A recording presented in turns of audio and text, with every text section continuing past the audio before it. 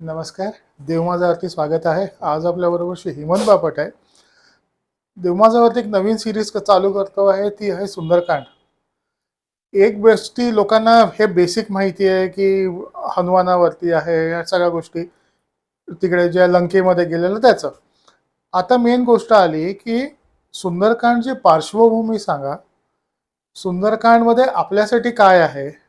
सुंदरकांड लोक भीती जावी, आपलं यश लाभावं म्हणून काय काय उपाय म्हणून सुंदरकांड वाचतात. माझे एक शेजारी होते, आग्र्याचे आहेत ते.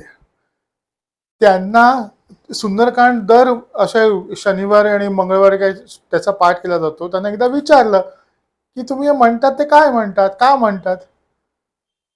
75 वर्षाचा माणूस होता, त्याला काही माहिती नव्हतं. अच्छा, मी म्हणत सुंदरकांड होते. मधलं माहिती नाही त्याला. पाठ करतो पण त्याला माहिती नाही कशासाठी. हा, पाठ करायचा माहिती आहे, धनलाभ होतो, आणखी यश लाभतं, या गोष्टीसाठी पाठ. तर आता सांगा, हे सुंदरकांड काय आहे, कशासाठी करावं, आपण का करावं? कारण हे सुंदरकांड नॉर्थ मध्ये केलं जातं. आपल्याकडे आता आलेल्या ह्या गोष्टी मी आमच्या लायब्ररीमध्ये शोधत होतो, कुठे काय पुस्तक भेटलं नाही सुंदरकांडचं. तर काय जरा हे क्लॅरिटी द्या. आणि हा 3 ते 4 एपिसोडचा असणार आहे. तर जर तुम्ही एपिसोड 3 बघत असाल तर एपिसोड 1 पासून प्लीज स्टार्ट करा. श्रीराम. सर्वांना नमस्कार. सुंदरकांड हा रामायण हे महर्षी वाल्मिकी यांनी लिहिलेलं आहे. नंतर तुलसी रामायण, मानस रामायण असं, मानस म्हणजे मानलेलं, हे तुलसीदासांनी लिहिलेलं आहे. आणि वाल्मिकी रामायण हा खरं तर शास्त्राचा आधार मानला जातो. म्हणजे तुलसी रामायण पण आहेच आहे, पण आपण हा अभ्यास करताना किंवा रामायण सहसा अभ्यासलं जातं ते वाल्मिकी रामायण यांनी जे लिहिलेलं आहे त्याचा अभ्यास केला जातो. सुंदरकांड हे एक पहिल्यांदा कसं आहे की कांड हा शब्द जो आहे हा रामायणात वापरलेला आहे. 7 भागामध्ये हे वाल्मिकी ऋषींनी रामायण पूर्ण लिहिलेलं आहे आणि त्यातला 5वा भाग हा सुंदरकांडाचा येतो. पण कुठलीही गोष्ट जेव्हा आपण त्याची माहिती घेतो किंवा सुंदरकांड हा विषय करायचा ठरलं, तेव्हा त्याचं मूळ काय आहे हे पाहणं खूप गरजेचं आहे.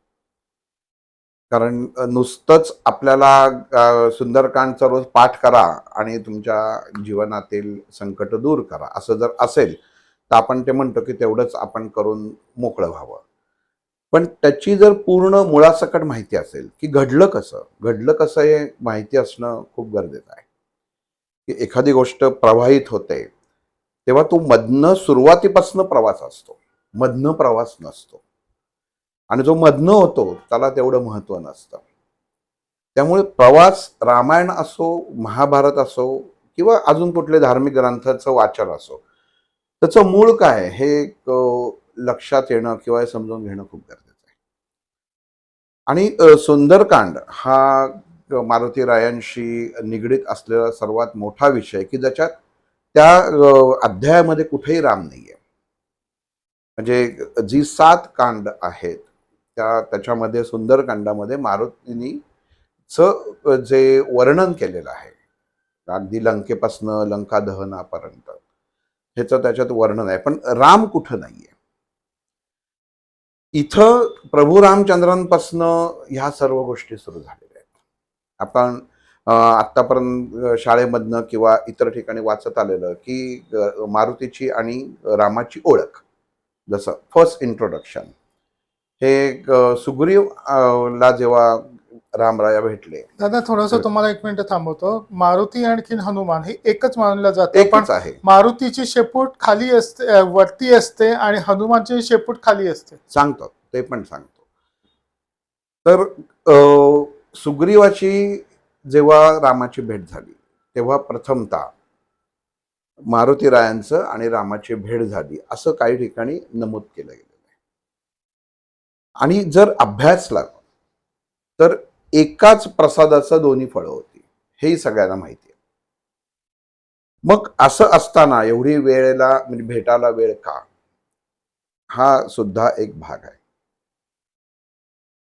ह्याचा जेव्हा अभ्यास करायचं ठरवलं होतं तेव्हा ज्यांना मी गुरु मानतो त्यांनी मला रामायण हे एवढ्यासाठी प्रत्येक माणसांनी अभ्यासलं पाहिजे की त्याच्यामधलं जे प्रत्येक पात्र आहे हे आपल्या जीवनामध्ये काही ना काहीतरी शिकवून जातं, म्हणून रामायणचं महत्त्व जास्त आहे.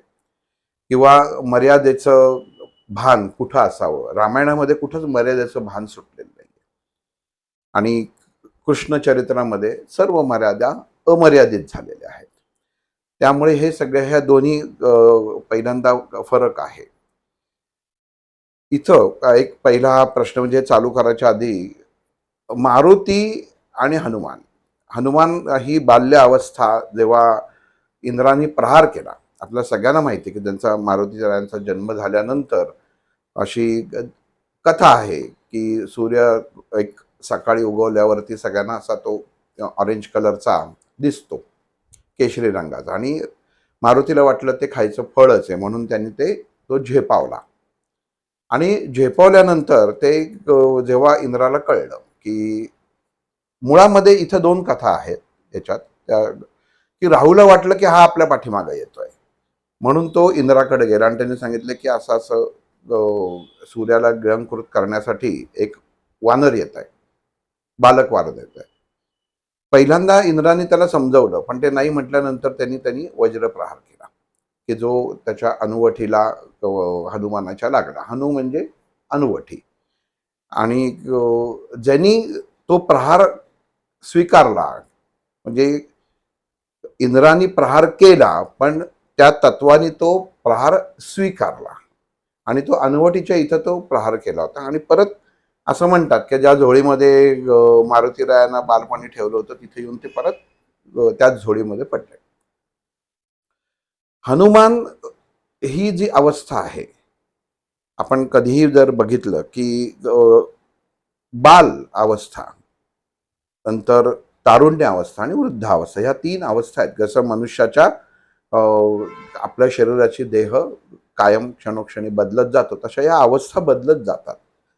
आणि हनुमानाची म्हणजे रामदास स्वामींनी जे स्थापित केलेले आहेत तर त्या सगळ्याला हनुमानाची शेपटी, आता जसं सांगितलं की मागणं फिरवून ती वरपर्यंत आणलेली.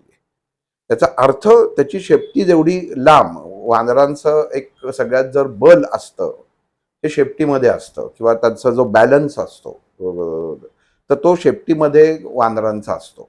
जसं प्राण्याला शेपटी का असते, तर प्राण्याला शेपटी ही फक्त आणि फक्त त्याच्या शरीराचं बॅलन्स ठेवण्यासाठी दिलेली असते. तो झेप घेतो काय घेतो तर ते शेपटीच्या अनुषंगाने घेते म्हणून ती शेपटी महत्वाची असते प्रत्येक प्राण्याची. तसं मारुतीचं ते रामदास स्वामींनी वर्णन केलंय, ती ताकद आहे. म्हणजे वानरांची ताकद ही त्याच्या शेपटीमध्ये असते आणि ती वीरता म्हणजे जे त्यांच्या आपण म्हणतो की कमरेपासून निघालेली आहे ती पार आपल्या सहस्त्रार चक्रापर्यंत ती फिरवून, तुम्ही प्रत्येक जर रामदास स्वामींची मुद्रा बघितली त्यांनी स्थापित केलेल्या मारुतींची, तर ही सगळी ह्याला वीरता म्हणतात. म्हणजे ती जी शेपटी आहे हे वीरतेचं प्रतीक आहे. ह्याच्यातनं दोन अर्थ असं होतं की ज्यांनी वज्रासारखा घाव सहन करून सुद्धा जो उभं राहून त्याची ताकद दाखवतोय असा पराक्रमी हनुमान, म्हणून तो त्याची जी शेपटची तिथपर्यंत वर दाखवते आणि मारुतीची दाखवत नाही. हा एक भाग झाला. जेव्हा शेपूट मोठी होती हनुमानाची तेव्हा हनुमानाला हे ज्ञात होतं की आपल्याला उडता येत होतं. पण जेव्हा त्याची जसा तो मोठा होत गेला तसं तसं ते आपण हवेमध्ये उडू शकतो हे त्याच्या विस्मरणात गेलं, त्याला लक्षात नव्हतं. आणि जेव्हा हवेमध्ये आकाश तत्व प्राप्त करायचं असतं वायूला तेव्हा गती लागते. तर ती गती उत्तम प्रकारे राहण्यासाठी शेपटाची गरज असते. पण तेव्हा म्हणजे मारुती ही अवस्था ही नंतरची, मारुती लक्षात नव्हतं मारुतीला.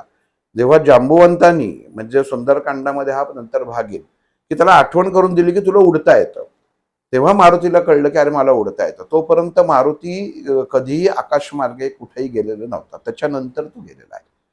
तर तेव्हा त्याची शेपटी बारीक होती. पण जर आपण वर्णन वाचलं किंवा ऐकलं तर त्याच्यात तुम्हाला ते दिसतं की तेव्हा ती शेपटी बारीक होती आणि मग ती मोठी झाली कारण ती ताकद वाढली.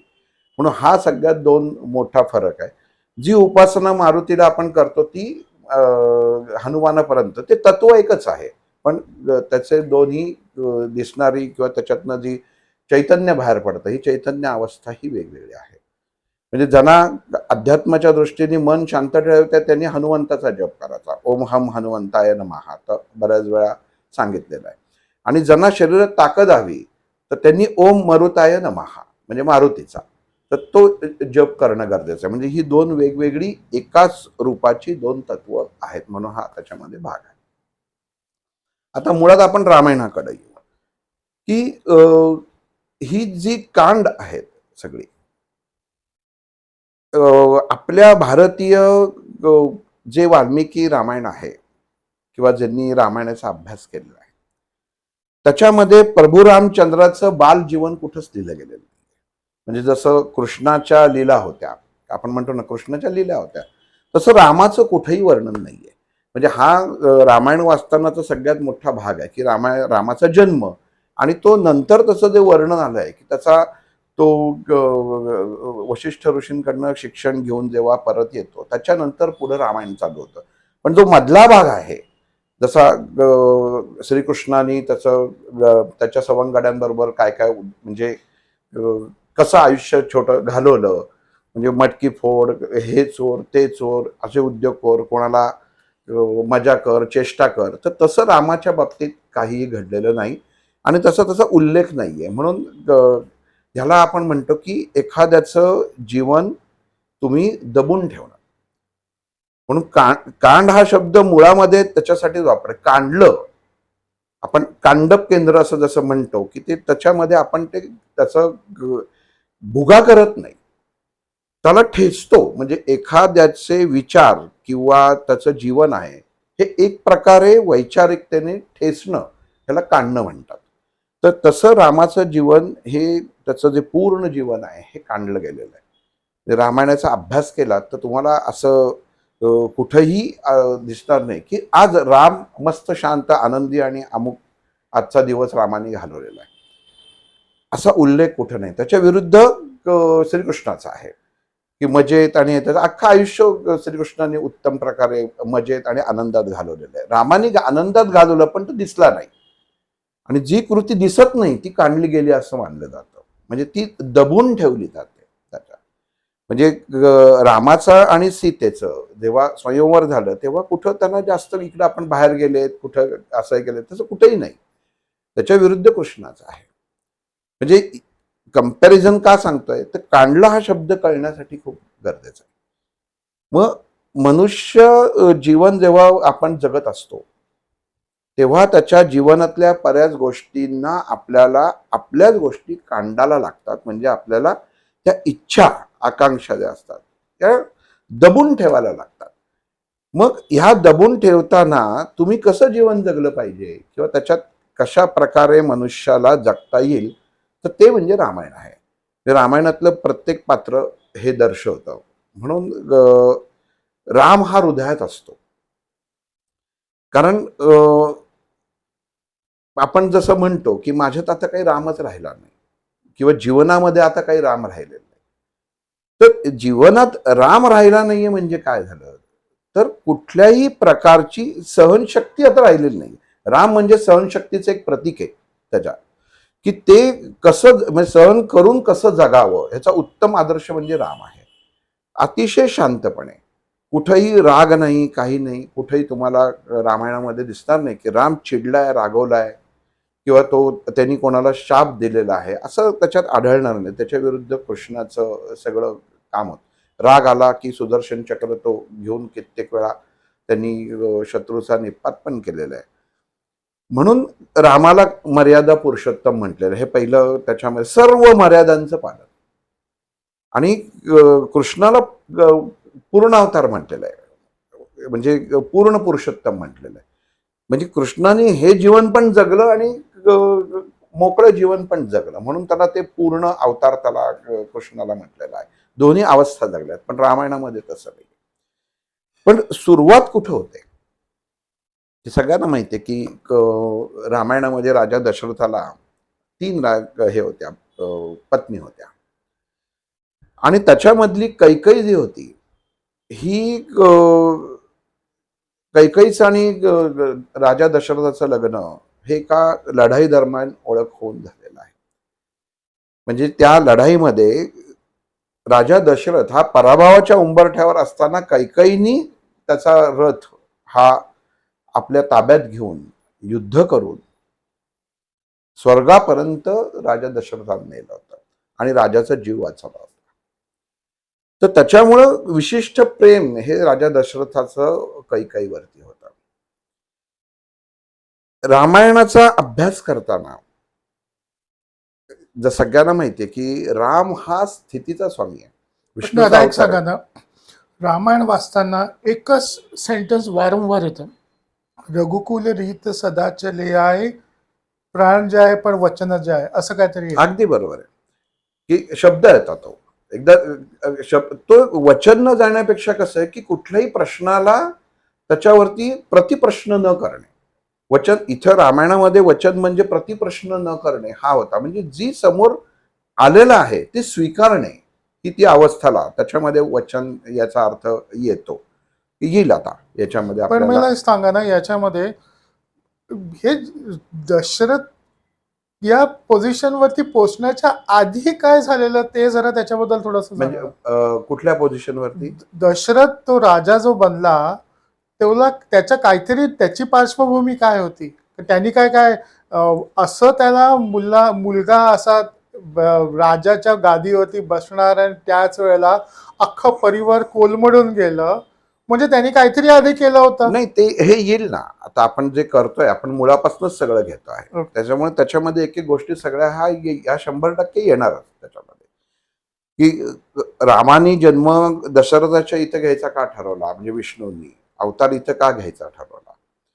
कारण सनकादी ऋषींकडनं जेव्हा शाप मिळतो जय विजय ह्यांना की तुमचा उद्धार होईल तर तुमचा स्वामीच करेल, तेव्हा रामाला राम अवतार करायच्या वेळी तो प्रश्न पडला की आता हा मर्यादेचं पालन करणारं कुटुंब कोण आहे?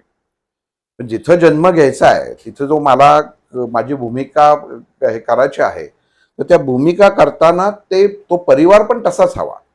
तो जर भावुक परिवार नसेल तर मग तिथं रामाचा जन्म झाला नसता. म्हणजे हे सगळं अगोदर ठरलेलं होतं. म्हणजे आपण म्हणतो ना की वाल्मिकी रामायण हे लिहिलं गेलेलं होतं त्याच्यात. तर ते अगोदर लिहिलं गेलेलं होतं की कुठली भूमिका कोणी कशा पद्धतीने करायचंय. म्हणजे सगळ्याच्या कथेचा सगळा शेवट काय होतं की रामाला रावणापर्यंत पोचायचं होतं, की जे अंतर खूप होतं. आणि ते जेव्हा अवतार घेतला तेव्हा नुसतं अवतार घेऊन चालत नाही ना, की आपण एखाद्या पदावर येतो तर तेवढं पद भूषवण्याच्या वेळी आपल्याला इतर गोष्टी पण करायला लागतात. मग रामायणामध्ये जीवनामध्ये कसं जगावं हे प्रत्येक पात्र, म्हणजे अगदी राक्षसी पात्र असो किंवा रामाच्या सभोवतालचे असो, हे सगळं रामायण आपल्याला घरामध्ये आपल्या पाहायला मिळतं प्रत्येक वेळी. म्हणून त्यांनी त्याप्रमाणे लिहिले गेलेली पात्र आहेत की म्हणजे सध्या रामायणाची गरज का असते तर त्याच्यामध्ये आहे. रामायण घरात असावं पण महाभारत घरात नसावं. कारण आपल्याला कसं वागलं पाहिजे जीवनामध्ये म्हणून रामायण आपल्या घरामध्ये अभ्यासलं गेलं खूप गरजेचं असतं. पण महाभारत तसं करू नये. त्याचं कारण मुळात कारण सांगतात, कुठली भांडणं वगैरे होत नाहीत. पण महाभारत वाचताना मनुष्याचे कदाचित बुद्धी बदलू शकते की अरे हा असा वागलाय, प्रयत्न केलाय. म्हणून महाभारत जनरली घरामध्ये ठेवत नाहीत असं आधी म्हणायचे. सगळ्यांनी ठेवले पाहिजे, सगळं वाचलं पाहिजे, त्याच्याशिवाय ते कळणार नाही काय आहे ते. हा जुना भाग झाला. आणि आता इथं जेव्हा असं ठरलं की आता जन्म घ्यायचा आणि आपल्याला या पृथ्वी तलावरती तर एका कुटुंबामध्ये जेव्हा सगळेच चांगले असतात तर तेव्हा सर्व साध्य होत नाही. रामाला रावणापर्यंत पोचण्यासाठी जो मार्ग होता तो कैकई होता. आणि म्हणजे एक कोणीतरी रामाची बाजू घेणं गरजेचं होतं. म्हणजे राम सांगेल त्याप्रमाणे ती भूमिका करणं गरजेचं होतं आणि ती वठवणं गरजेचं होतं. नुसती सांगितलं आणि असं वनवासात पाठवतं त्याच्यात नाही, तर ती भूमिका वठवणं गरजेचं होतं. म्हणून ती रामानी आणि कैकेयीनी ती सुरुवात जी आहे, म्हणजे आपण रामायण जर बघितलं आणि कोण म्हटलं त्याच्यातलं सगळ्यात आवडतं पात्र कोण, तर कैकेयी सोडून सगळी पात्र माणसांची आवडती आहेत. पण रामायणामध्ये कैकेयी एकमेव पात्र असं होतं की कैकेयीसारखं रामावरती जे यांनी प्रेम केलं ते कोणीही केलं नाही, इतकं कैकेयी रामावर प्रेम करायची. रामाशिवाय ती झोपूच शकत नव्हती, इतकी ती रामावरती प्रेम करायची. पण ही आर्तता आपल्याला वेगळी करता आली पाहिजे म्हणून ती भूमिका तिला ती करायला लागली होती. आणि ती भूमिका करताना मंथरा तिच्या, म्हणजे आपण म्हणतो ना की आपण, अरे तुला एक काम करायचंय बरं का, पण आपण विसरतो भावानी त्याच्यामध्ये. मग ते कोणीतरी एक तिसरी व्यक्ती पाहिजे की त्या भूमिकेची आठवण करून द्यायला, पण ती दुसऱ्या मार्गाने, म्हणजे असं सरळ करून नाही. कारण ह्या जन्मामध्ये तिला आठवणं शक्य नव्हतं, पण भूमिका काय करायची आहे एवढं तिला माहिती होतं. तर ती मंथराने ते काम केलं होतं. आपण म्हणतो मंथराने कैकेयीचे कान भरले की तुझ्या मुलाला राज्यावर बसू दे म्हणून. म्हणून मंथरा जी आहे आपल्या घरामध्ये बघा की घर भेदी आपण ज्याला म्हणतो, तसे ती मंथरा आपल्या प्रत्येकाच्या घरामध्ये किंवा काही काही घरांमध्ये असतं की ज्यांचं आपण ऐकतो आणि आपलं घर फुटतं. तर इथनं मग तो प्रसंग चालू होतो की राजा त्याला दशरथाला, एक वेगळा शब्द आता आहे, नार्सिसिस्ट.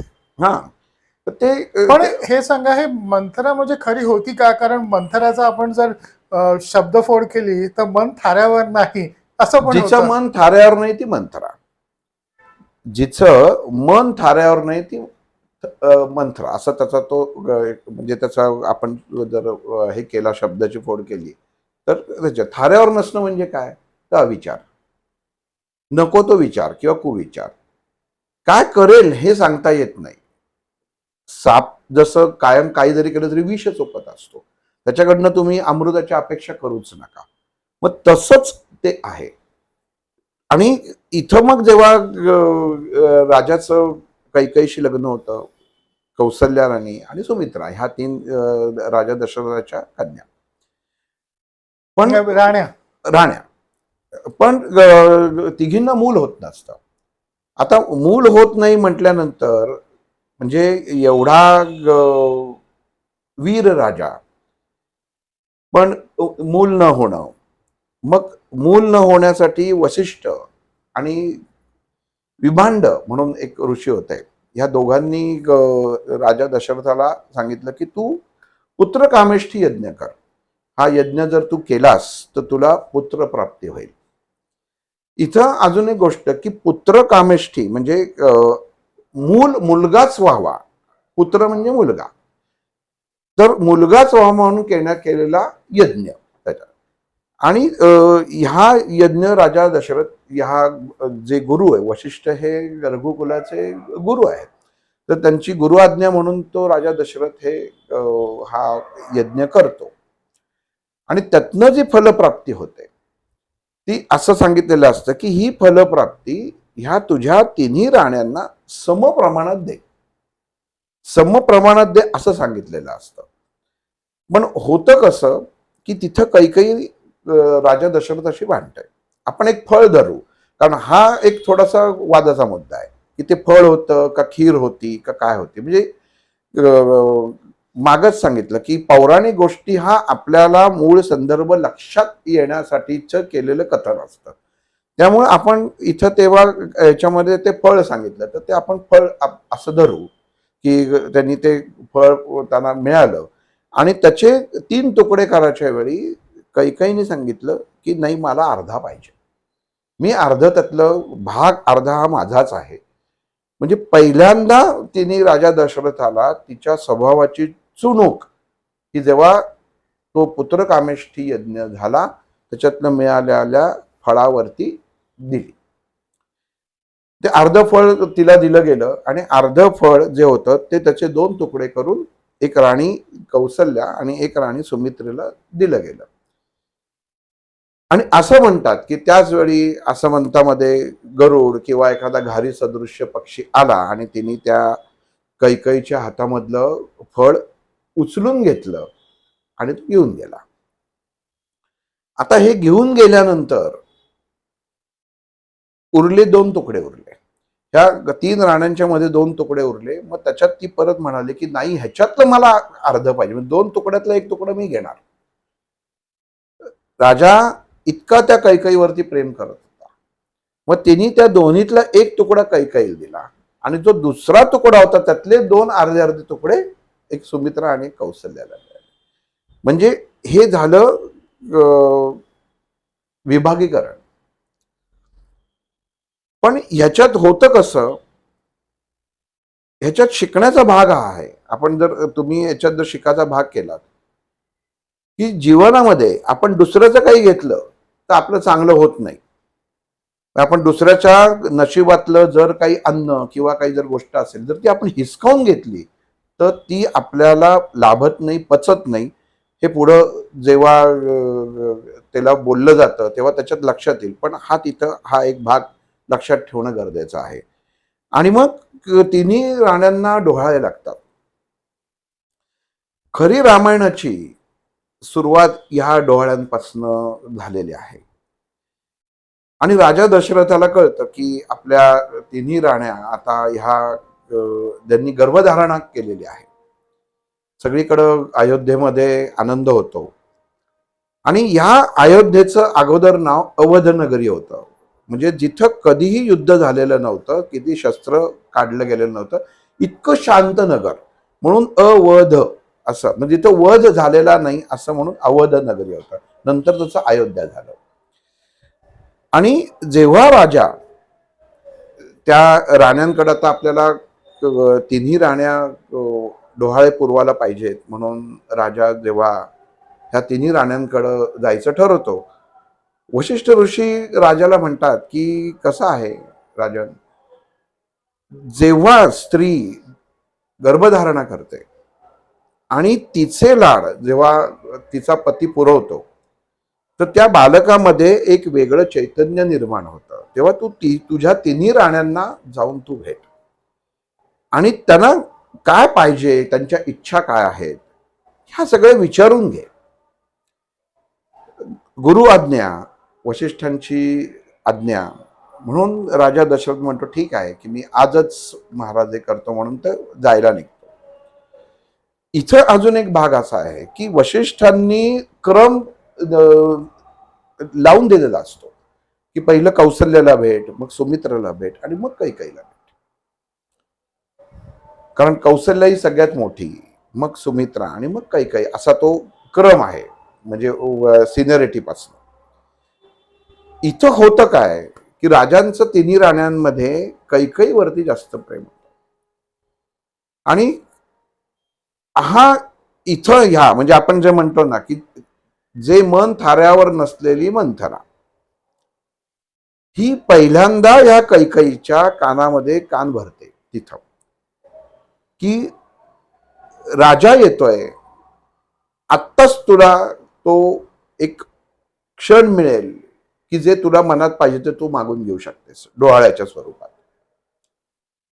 आणि जेव्हा मनुष्याचा कान हलका होतो, जो दुसऱ्याच्या डोक्याने चालतो, स्वतः बुद्धिवान शौर्यवान असून सुद्धा दुसऱ्याच्या सांगण्यावरनं आपण आपलं मत व्यक्त जेव्हा करतो मनुष्य, तेव्हा तो नक्की चुकीचं मत व्यक्त करतो.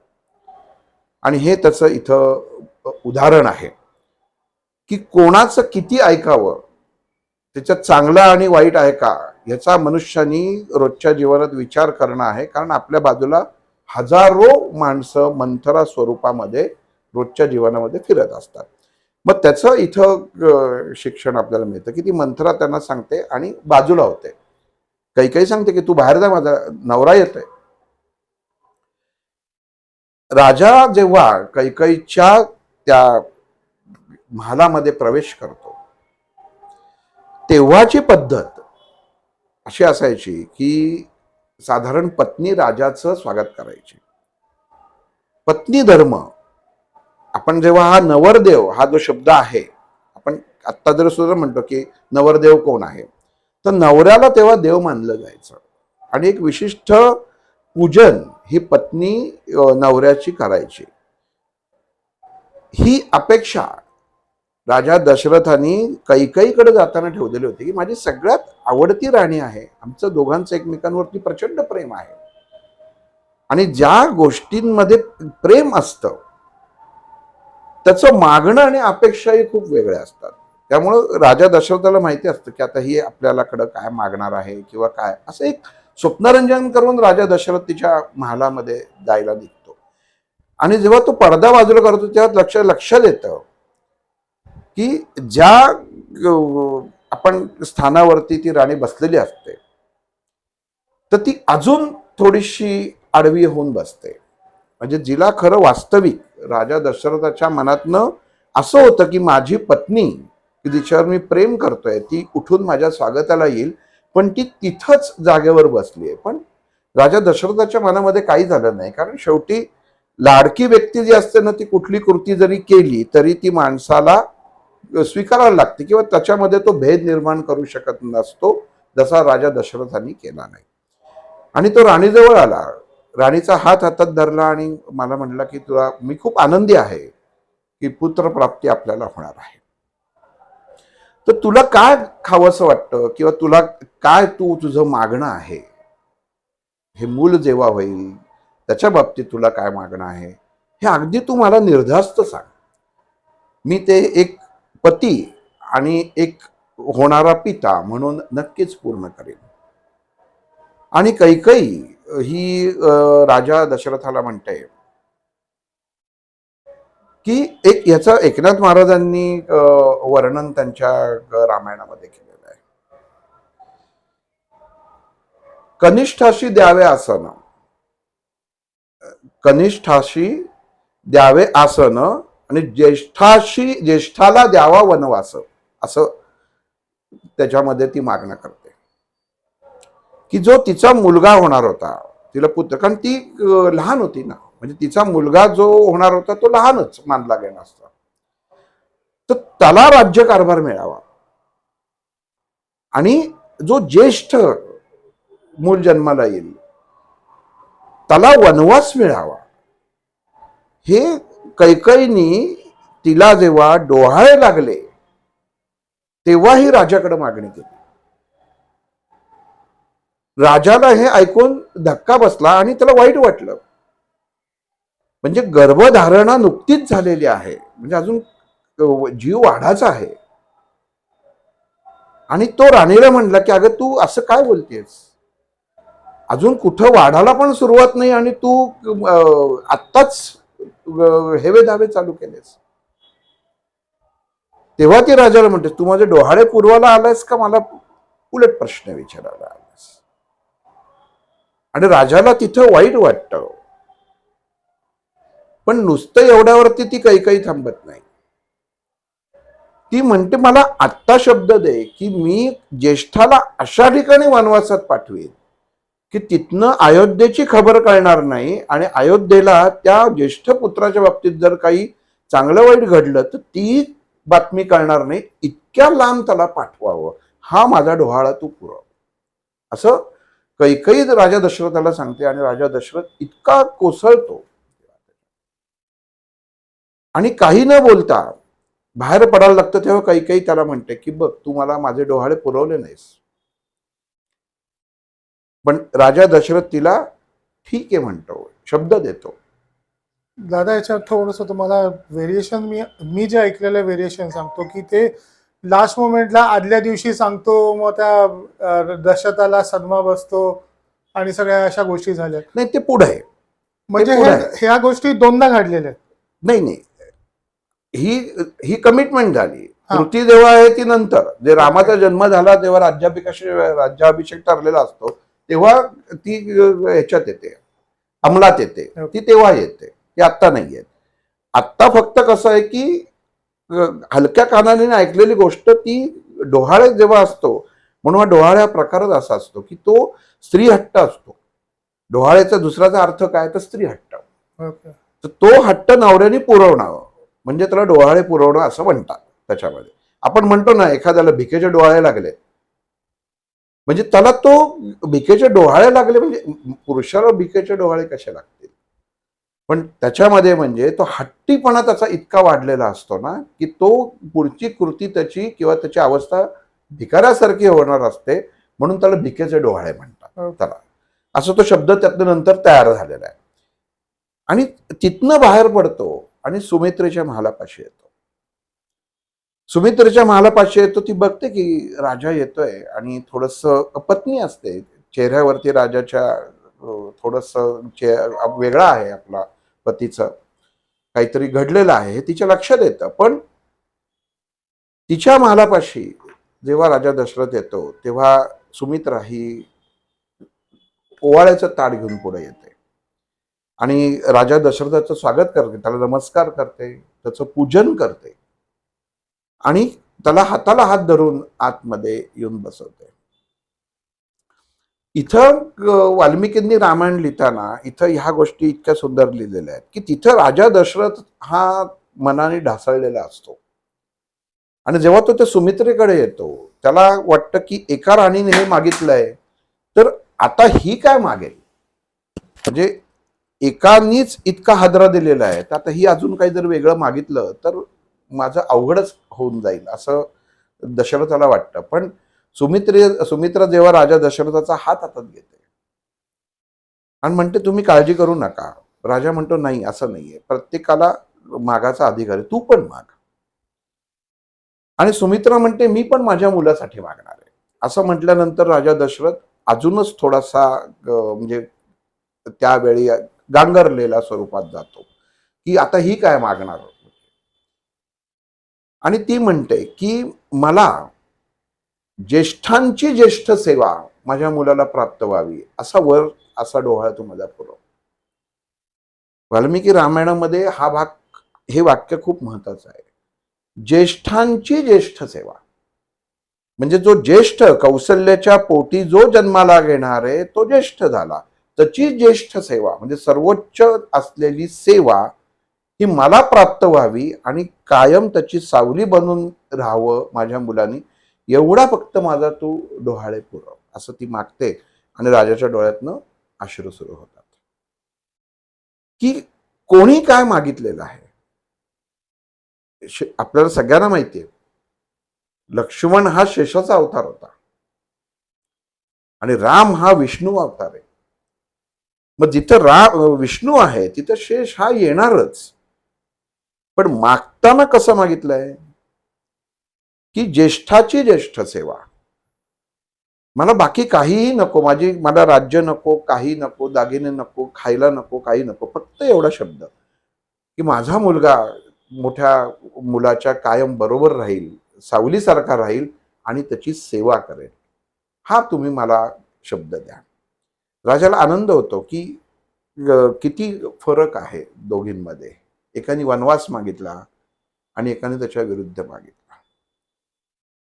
आणि मग तो कौशल्याकडे जातो आणि मग कौशल्याकडे गेल्यानंतर कौशल्य काहीच मागत नाही.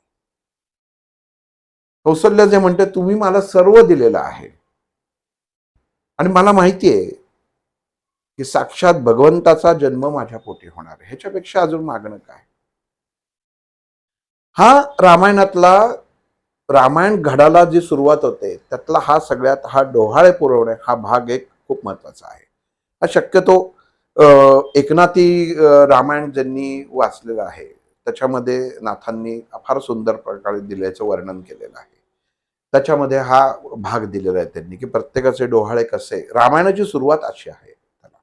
दादा एक सांगा ना ह्याच्यात की जर तो पहिल्यांदा सुमित्राकडे गेला असता तर सिक्वेन्स बदलला असता. पण मग आपण आपल्या आयुष्यामध्ये आपण विचार करतो की हा डिसिजन मी घेतलेला आहे, पण हा डिसिजन मी घेतलेला असतो की तो माझ्याकडनं घडवून घेतला असतो. नाही, घडवून नसतं. इथं कसं ह्याच्यामध्ये सांगितलं की जेव्हा वशिष्ठ ऋषी सांगतात, क्रम लावून दिलेला आहे, कौशल्येकडे जा, सुमित्रेकडे जा आणि कैकेयीकडे जा, म्हणजे गुरु आज्ञा होती. मग शिकवण काय आहे, जीवनामध्ये जो गुरु सांगतो ना त्याच मार्गावर चालावं. मनुष्य स्वतःच्या मार्गाने मोहाने गेला. राजा दशरथ कशा मोह होता ना, प्रेम होता अति कैकेयीवर, तो मोह झाला की हा राणीला पहिलं विचारावं म्हणून तिथं पहिल्यांदा गेला. मग इथं रामायण तुम्हाला काय शिकवतो, जो मनुष्य गुरु आज्ञा डावलून स्वतःच्या वैचारिकतेने मोहात अडकतो, त्याचा ऱ्हास झाल्याशिवाय राहत नाही. हे म्हणजे ही तत्व शिकवण आहे त्याच्यामध्ये रामायणातली. आणि मग तिघांना म्हणजे आपण पुढं माहितीये की रामाचा जन्म होतो. सगळं बाल अवस्था उत्तम प्रकारे वाढायला सुरुवात. आणि मगाशी जसं सांगितलं की इथनं जोपर्यंत राम मोठा होत नाही, म्हणजे त्याला कळायला लागत नाही, तोपर्यंतचा भाग रामायणामध्ये नाहीये. म्हणजे त्याचं वर्णन आपण करणं हे चुकीचं आहे की राम असा खेळत होता, तसा खेळत होता. रामाला फक्त शिस्त होती.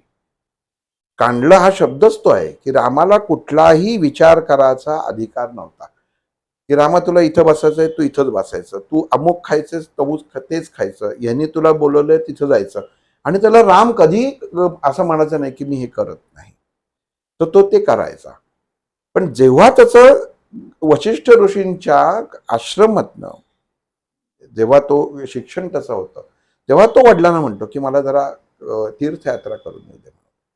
आणि मग त्यांची तो आज्ञा घेऊन राम तीर्थयात्रेला जातो.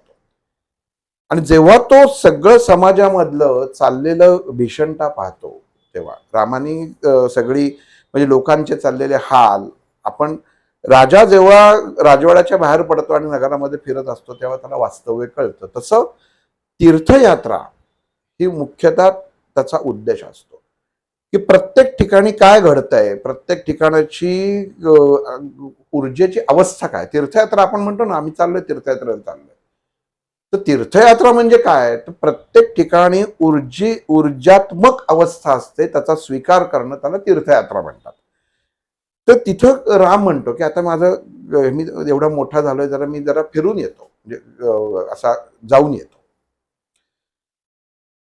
ठीक आहे म्हणतो. आणि राम जेव्हा फिरून येतो तेव्हा परत जेव्हा येतो अयोध्येला, तेव्हा राजा दशरथाच्या असं लक्षात येतं की हा काही बोलतच नाहीये. म्हणजे अगोदरच अबोल आणि त्यातून अजूनच काही बोलत नाहीये.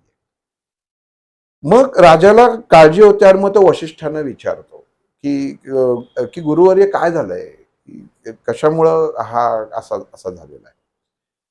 आणि रामाला जेव्हा विचारलं जातं, एक वडीलधारे म्हणून वडील जेव्हा आणि गुरु हे जेव्हा वशिष्ठ गुरुपदी असल्यामुळे जेव्हा रामाला विचारतात, तेव्हा राम म्हणतो की मला जगायचंच नाहीये. म्हणजे जगाची इच्छाच मेली, इतकी बाहेर भीषण परिस्थिती आहे ही बघून माणसं माणसाला विचारत नाहीयेत, नाती नात्याला जपत नाहीयेत. आणि मला अशा ठिकाणी राज्य किंवा अशा ठिकाणी मला राहायचंच नाहीये. आणि रामाला तिथं एक प्रकारची उदासीनता त्याच्यामध्ये निर्माण होते की नको, हे आयुष्यच नको, त्याच्यापेक्षा मी विरक्त अवस्थेत जगतो म्हणून. आणि वशिष्ठ ऋषींना काळजी पडते की हा जर विरक्त आयुष्य जर जगला तर पुढं काय व्हायचं, ज्याच्यासाठी अवतार घेतलाय त्याचं काय. आणि हे होत असताना तेव्हा विश्वामित्रांचा प्रवेश हा रामायणामध्ये झालेला आहे. आणि मग विश्वामित्र राजा दशरथाकडे येतात. अर्थातच मोठे ऋषी, त्यांचं स्वागत त्याप्रमाणे केलं जातं. आणि जेव्हा येतात तेव्हा त्यांचं प्रयोजन विचारलं जातं की तुम्ही कशासाठी आलात. आणि ते सांगतात की आम्ही जे काही यज्ञ करतो आहे किंवा होम हवन चालतं, तर त्याच्यात राक्षस येऊन मध्ये त्रास देतात आणि ते कुंड उद्ध्वस्त करतात, तर मला त्याचं रक्षण करण्यासाठी तुझी मदत आहे. राजा दशरथ म्हणतो अगदी नक्कीच. कारण तेही विश्वामित्र हे गुरुस्थानीच असतात, गुरु नसतात, गुरुस्थानी असतात.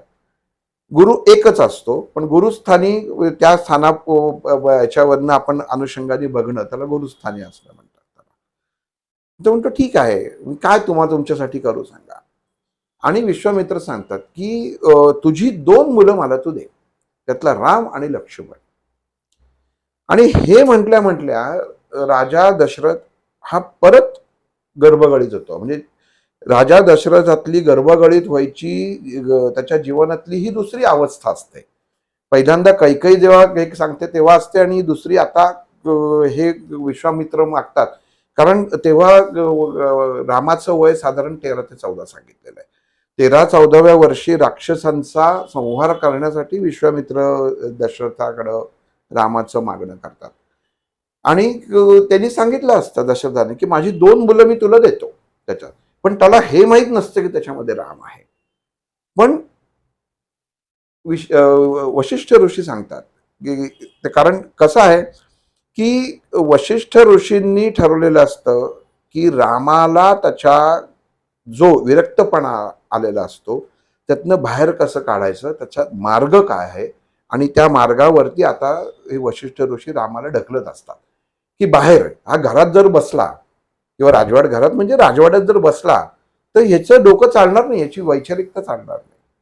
शिक्षण सगळं झालंय, धनुर्धर होता उत्तम प्रकारे, मग शिक्षण सगळं आहे, सगळे उत्तम गुण आहेत, आणि पण विरक्ती जर असेल तर मनुष्याची जीवनामधली म्हणजे उंची किंवा गती खुंटते.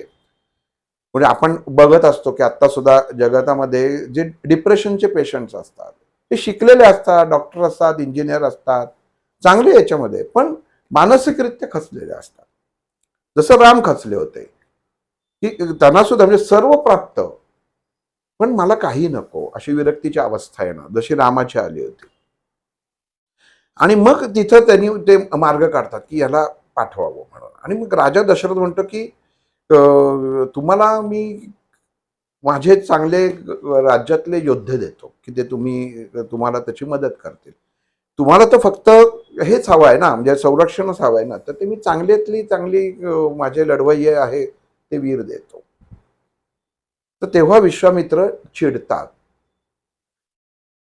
इथं वशिष्ठ ऋषी मध्यस्थीमध्ये करतात. त्याचं कारण असं आहे की ऋषी हे जसं सेवा करायचे किंवा उत्तम मार्गावर न्यायचे तसं या ऋषींना शाप द्यायचा अधिकार होता, द्यायचे, आणि त्यांना ती शक्ती प्राप्त असायची.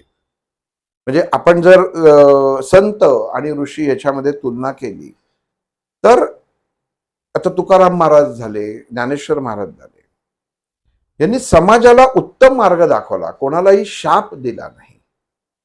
पण ऋषींनी समाजाला उत्तम मार्ग पण दाखवला आणि शाप पण दिले. आणि वशिष्ठ ऋषींना तिथं चिंता पडते की विश्वामित्रांसारख्या म्हणजे असं म्हणतात की विश्वामित्रांनी नुसतं कमंडलूतनं पाणी शिंपडलं असतं तर अख्खं अयोध्या नष्ट झालं असतं, एवढा त्यांचा राग आणि ताकद होती, आणि वशिष्ठांना माहिती होतं.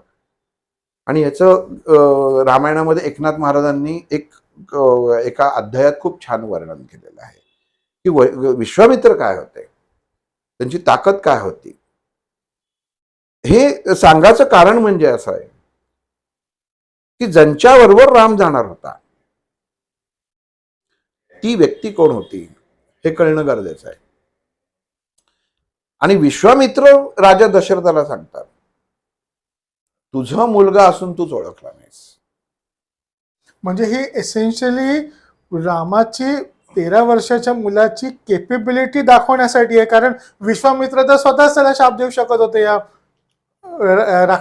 राक्षसांना देऊ शकत होते, म्हणजे त्यांची ताकद होती.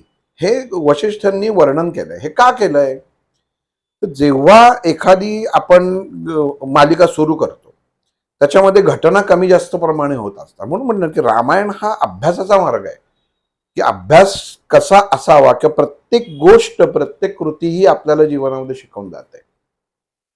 विश्वामित्रांनी ते कमंडलीतलं एक पाणी शिंपडलं तर सृष्टी नष्ट होईल ही ताकद असलेली व्यक्ती आज राजा दशरथाकडं हे मदत मागायला आलेला आहे. म्हणजे त्यांनी कशासाठी आलेला आहे तर कार्य पूर्ण नीट पुढं होणं गरजेचं आहे. आणि जो पुरुषोत्तम आहे त्याला सुद्धा या अवस्थेतनं, कारण आता तो अवस्था 13-14 वर्षाची बालकाची अवस्था होती, तर 12-13 वर्षाचा बालक हा कसा वागणार, म्हणजे भूमिका रंगवली, म्हणजे एखाद्या तरुण कलाकाराला जर म्हाताराचा वीक दिला आणि जर त्यांनी तरुण दाखवलं तर ते विसंगत होतं. मग इथं विश्वामित्रांची भूमिका मुख्यत्व पार पडते की रामाला आता परत मार्गस्थ करणं गरजेचं आहे. कारण विरक्तीकडे चालला होता. आणि मग त्याच्यामध्ये अजून एक भाग येतो की वशिष्ठ ऋषींनी रामाला जे म्हणजे उपदेश केलेला आहे, हा उपदेश रामाच्या जीवनामध्ये खूप महत्वाचा भाग ठरतो. त्याला योग वासिष्ठ असं म्हणतात. की काय त्यांनी रामाला उपदेश केला.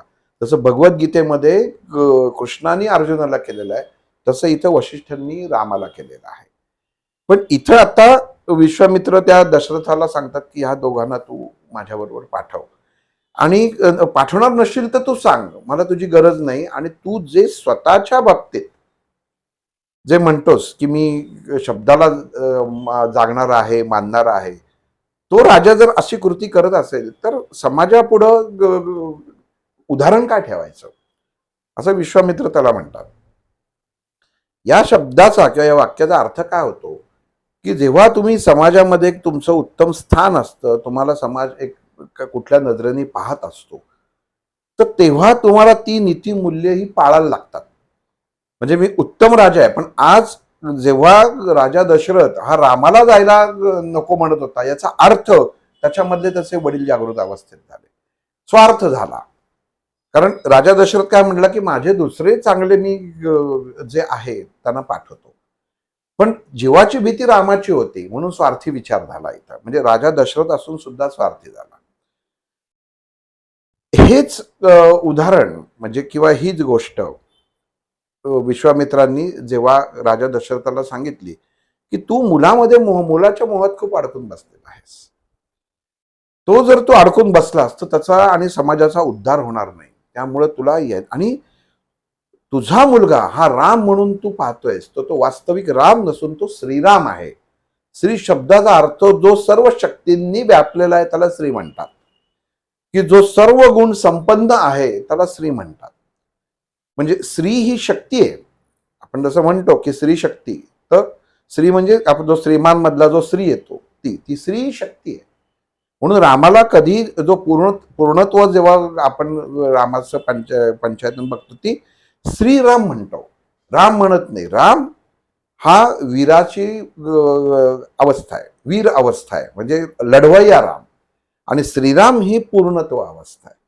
मग इथं विश्वामित्र दादा सॉरी तुम्हाला थांबवतो. मला जसं तुम्ही मगाशी हनुमंतात सांगितलं शेपटीचं, मग राम आणि श्रीराम मध्ये धनुष्यबाण आणि विदाउट धनुष्यबाण असं पण काय आहे का? नाही नाही नाही नाही. एक जर तुम्ही जर दोन्हीच आपण मूर्त स्वरूपात आपण त्याच्यात हे बघू की वीर जो असतो त्याचा धनुष्य हातात धराची पद्धत वेगळी असते किंवा खांद्यावरती लटकवायची पद्धत वेगळी असते. त्याच्या भात्यामधल्या बाणाची पोझिशन म्हणजे स्थिती ही वेगळी असते.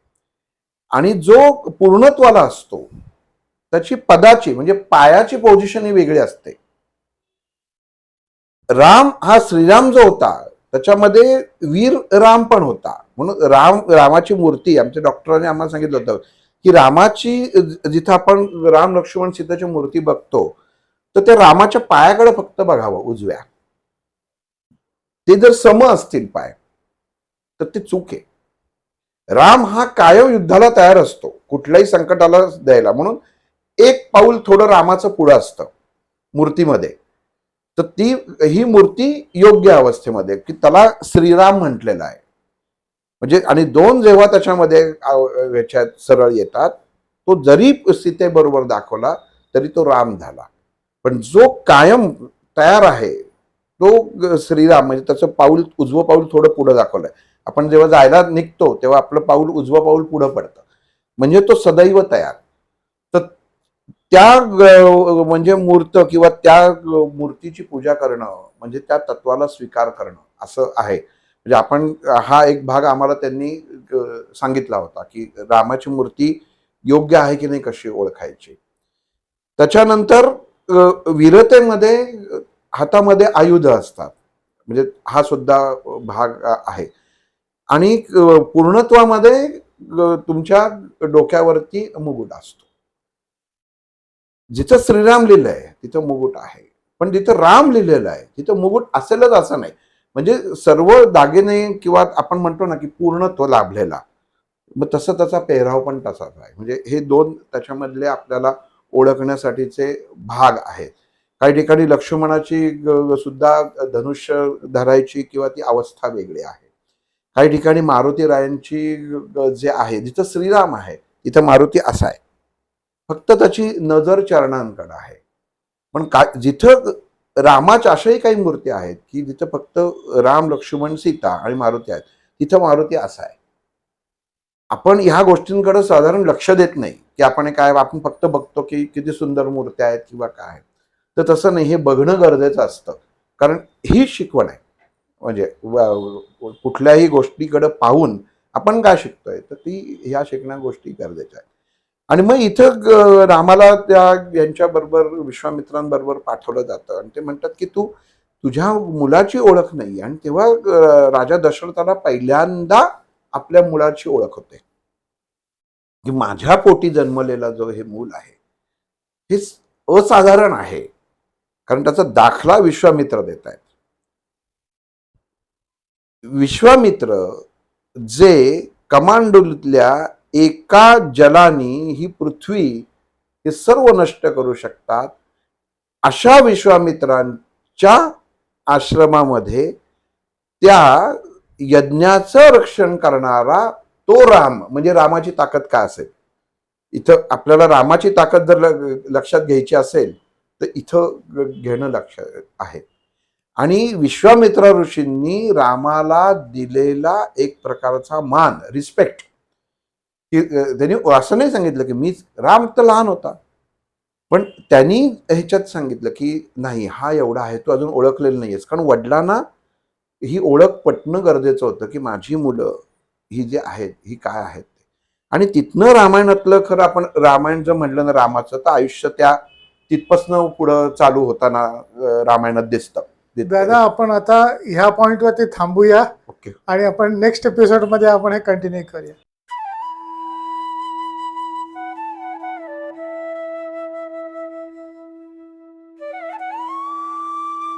अध्यात्मावर अशीच माहिती मिळवण्यासाठी देव माझा चॅनलला सबस्क्राईब करा